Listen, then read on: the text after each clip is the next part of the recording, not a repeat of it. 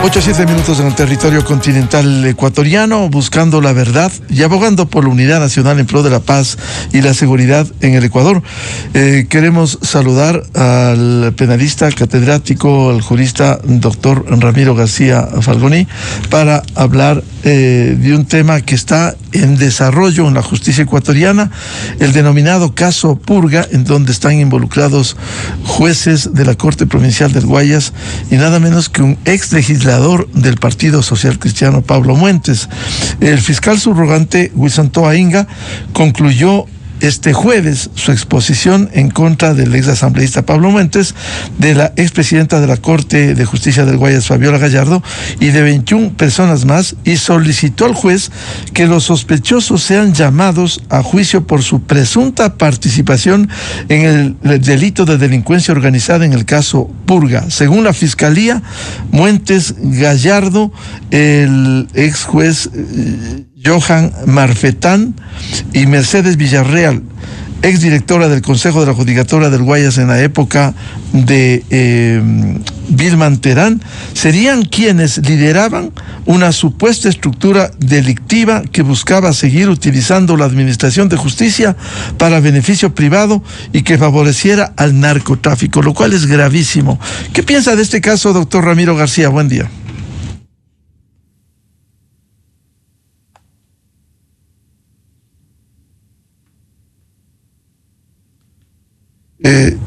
Doctor Ramiro García, ¿se nos escucha? Yo disculpo, parece que mi micrófono estaba apagado. Perfecto. Adelante, muy buen día. Muchas gracias, Miguel. Un saludo para todos los oyentes de Radio Democracia. Gracias por la invitación. Este caso, al igual que Metástasis y Plaga, nos demuestran el nivel de impregnación de la criminalidad organizada en la administración de justicia. Y nos muestran un nuevo escenario de la administración de justicia, porque, valga decir, temas de corrupción judicial lo hemos tenido siempre. Desde el retorno a la democracia, pues hemos tenido escándalos de corrupción en la administración de justicia. Pero normalmente era una corrupción que venía ligada a sectores políticos, a sectores económicos, a sectores bancarios, a sectores empresariales. Pero ahora vemos una nueva cara. Vemos una corrupción judicial ligada a la criminalidad organizada, ligada al narcotráfico. Vemos que los factores políticos interactúan con los de criminalidad organizada y, lastimosamente, y eso lo digo con mucho dolor, inclusive como expresidente del Colegio de Abogados de Pichincha y expresidente de la Federación Nacional de Abogados del Ecuador, vemos cómo algunos profesionales del derecho han servido de facilitadores para actos de corrupción judicial. Y vemos que estos mismos abogados que han incumplido su deber profesional son abogados tanto de las estructuras políticas como de las estructuras de crimen organizado. Eso ya se hizo evidente en Metástasis, pero se ha evidenciado aún más en el caso Purga. Los mismos jueces que favorecían a unos a través de habeas data inadecuadamente otorgados, mediante los cuales pretendían hacerse de millonarias sumas de dinero de estructuras estatales, como el Banco del Pacífico, por ejemplo, esos mismos jueces favorecían por el otro lado a los líderes de los grupos de narcotráfico y de crimen organizado. Y lo hacían exactamente por las mismas razones: dinero, plata. Y eso es lo que nos demuestra Purga. Por eso este caso es tan importante. Bueno, no solamente por el caso puntual específico de los involucrados, no. Es importante porque como sociedad necesitamos, por un lado, un baño de verdad, pero por otro lado, la constancia de que la administración de justicia puede autosanearse. No necesita que vengan actores externos para controlarle y para depurar, que se puede autodepurar. En este caso, y eso es lo que se debe relevar, Fiscalía y la Administración de Justicia se han hecho cargo de aquellos operadores de la propia Administración de Justicia que han servido como peones en el ajedrez del narcotráfico. Doctor Ramiro García, en ese sentido, ¿cómo actuar con mayor diligencia en estos casos que se han evidenciado, que se han destapado en la justicia ecuatoriana? Mire, yo creo que es fundamental un cambio de concepto de la judicatura, pero no solamente un cambio de las personas que están en el Consejo de la Judicatura, que sí se debe cambiar, pero por otro lado es necesario un cambio de la estructura del Consejo de la Judicatura. Es fundamental un cambio de modelo de gestión del Consejo de la Judicatura. Modelo de gestión que hoy por hoy vemos es totalmente inadecuado. Es decir, después de todos los cambios que hemos tenido de vocales del Consejo de la Judicatura, donde unos y otros han sido reemplazados,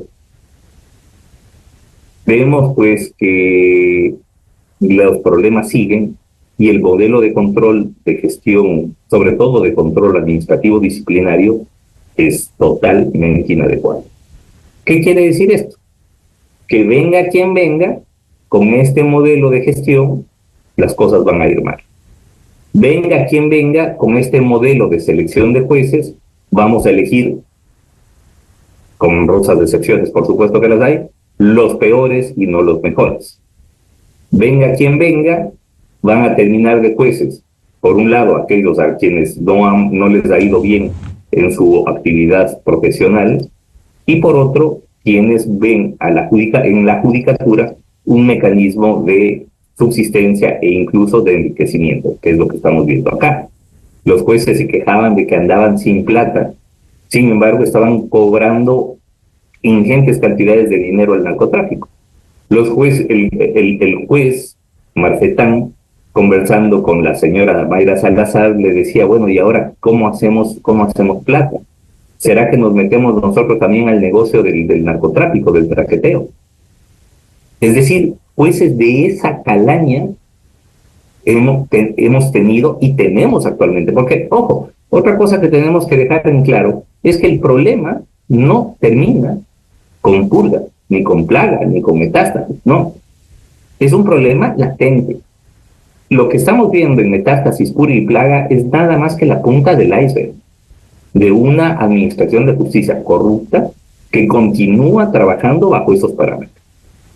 Entonces, yo creo que este ejercicio de verdad, de depuración que implican estos procesos, especialmente purga, pues resulta jurídica y socialmente beneficioso. Los tiempos, doctor Ramiro García, una vez que se han formulado los cargos, el juez que tramita en esta instancia, el doctor Javier de la Cadena, juez nacional, ha dispuesto la audiencia que se retomará el próximo lunes 8:30. ¿Cuáles serán las dinámicas de los tiempos? ¿Qué viene luego? Bueno, entiendo que el proceso se encuentra en audiencia preparatoria de juicio, lo que quiere decir que el juez deberá decidir si es que existe mérito suficiente para llevar a juicio a todos o algunos de los procesados o sobreseerlo. Todo esto, pues, la audiencia preparatoria de juicio es una audiencia más bien sumaria, no es una audiencia tan extensa como la audiencia de juzgamiento, en donde se tienen que actuar y practicar las pruebas frente a los jueces que componen el tribunal. En este caso, pues no hay actuación probatoria, simplemente una denunciación de las evidencias en base de las cuales Fiscalía ha emitido ya su dictamen acusatorio. El día lunes tendrá el juez que continuar con esta audiencia preparatoria de juicio, tendrán que los procesados contestar a ese dictamen y el juez pues emitir su decisión. Ahora, ojo, estamos prácticamente a inicios y mediados de enero. La prisión preventiva caduca a inicios de marzo, lo que quiere decir que el juez deberá tomar cuanto antes su decisión, si es que es una decisión de llamar a juicio, para que todo febrero se pueda realizar la audiencia de juzgamiento con el tiempo adecuado que garantice además que los procesados puedan tener un pleno ejercicio del derecho a la defensa, que es fundamental en el debido proceso. Entonces, una vez que se produzca la audiencia de juzgamiento, los jueces que formen parte del tribunal, pues tendrán que decidir si ellos son culpables o si ratifican su inocencia. Por ahora, insisto, estamos en una audiencia preparatoria de juicio que deberá terminar en decisiones de llamamiento a juicio o sobreseimiento, dependiendo del mérito de la acusación que encuentre el juez. Si se llama a juicio, al menos a los 23, 4 personas acusadas directamente de delincuencia organizada y 19 procesados restantes son señalados como colaboradores. Si se llama a juicio, hagamos los tiempos, llama a juicio el juez, y ya no caducará la prisión preventiva en marzo, o tiene que conformarse el tribunal para que juzgue algo similar a Metástasis, que hubo largas jornadas hasta llegar al dictamen de ese tribunal. Mire, sí, por supuesto. Este caso, yo diría que este caso inclusive es más voluminoso que el caso Metástasis. Acá no sé, no recuerdo exactamente en Metástasis cuántos procesados tuvieron, pero este es un caso súper pesado, por decirlo de alguna manera, pesado en todo sentido, porque la cantidad de documentación aportada entiendo que ha sido muy amplia. Los argumentos, entiendo que son 23 procesados, que es un montón.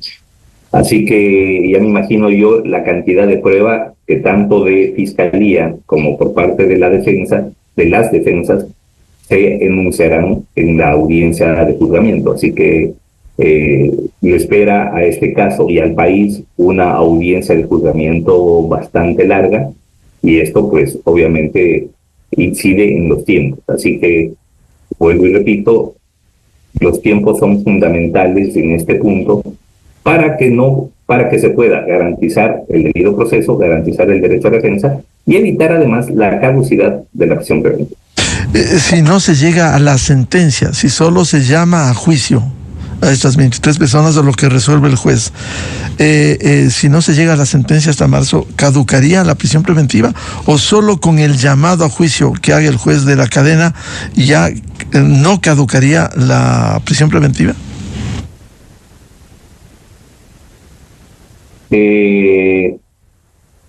Claro, o sea, a ver, si es que se dicta la sentencia antes del cumplido el año, ya no caduca la prisión preventiva.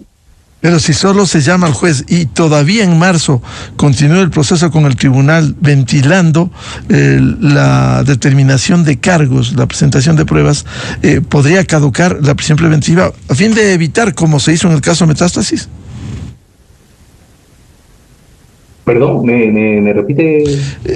Sí, doctor García, decía, si es que el juez llama a juicio, pero no se llega a dictar la sentencia en primera instancia hasta marzo, ¿caducaría la prisión preventiva? Hay que esperar que llegue la sentencia, como en el caso Metástasis, que llegó antes del 14 de diciembre, que caducaba el año la prisión preventiva en el caso Metástasis. Efectivamente. Tendrá... Si es que no se dicta la sentencia condenatoria hasta antes de que caduque, antes del año, caduca la prisión preventiva, y el efecto será que los procesados salgan libres. Así de. Es decir, este momento está en la responsabilidad primero del juez de la cadena de concluir con el dictamen. De concluir cuanto antes, ¿no? Lo que pasa es que, a ver, insisto, la audiencia preparatoria de juicio tiene una dinámica diferente, no es la audiencia de juzgamiento. Y al tener una dinámica diferente, tiene un tiempo diferente, es muchísimo más abreviado que una audiencia de juzgamiento. Veo que el juez lo está llevando de manera adecuada. Obviamente Fiscalía tiene sus apuros, obviamente los procesados van a tratar de dilatar esto de manera que pueda caducar la prisión preventiva, pero eso es parte del juego procesal. Decía, igual que el caso Metástasis, una vez del dictamen del juez Javier de la Cadena, ¿habrá que instalar al tribunal que juzgue ya este caso? Habrá que instalar el tribunal, bueno, una vez que el juez de la Cadena llame a juicio, si es que llama a juicio, pues tendrá que inmediatamente remitir esto a la sala de sorteos para que se sorteen los jueces que van a formar parte del tribunal que conocerá la fase de juzgamiento. Claro, y cómo se acostumbra. Todo esto se lo hará, entiendo yo, en el transcurso de este mes de enero, de manera que a fines de enero pueda darse inicio ya la audiencia de juzgamiento. Tendrá todo febrero para que esta audiencia de juzgamiento se produzca y no se llegue a una caducidad de la prisión preventiva, que sería lamentable, ¿no? Que esto se produzca. Es decir, si es que se actúa como Metástasis con agilidad ya en la audiencia de juzgamiento, para evitar que caduque, porque sería lamentable que caduque la prisión preventiva sin terminar con la sentencia, sea condenatoria o sea absolutoria, doctor García. Sí, claro, a ver, el país merece verdad y merece justicia. Insisto, este no es un caso baladí, este no es un caso más de los tantos decenas de miles de casos que año a año se tramitan en la Administración de Justicia. No, este es un caso emblema, este es un caso señero, este es un caso en el que la Administración de Justicia se juega su credibilidad, en el que la Corte Nacional de Justicia se juega su credibilidad. Así que salga, en el sentido que salga, tiene que hacerse dentro de los plazos que establece nuestro Código Orgánico Integral Penal. Eso es lo que esperamos. Bien, muchas gracias, como siempre, al doctor Ramiro García Falconi, catedrático y penalista, para hablar sobre el caso Purga, que está en desarrollo en la Asamblea Nacional. El caso impresentable, donde se manejó a la justicia desde el sector político con un asambleísta, Pablo Muentes, y con la venia de la presidenta de la Corte del Guayas y jueces de esa jurisdicción. Doctor García, muy amable. Muchas gracias, Miguel, muy amable por la invitación. Un saludo nuevamente para todos los oyentes y un fuerte abrazo y mis mejores deseos en este nuevo año. Muchas gracias, muy amable. 8:25 minutos en el territorio continental ecuatoriano. Vamos a una pausa y ya volvemos.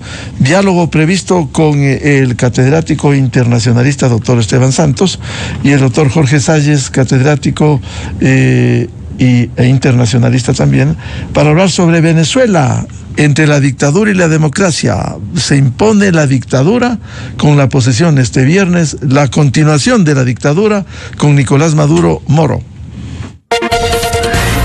Desde 1984 con Gonzalo Rosero, la revista de opinión Democracia.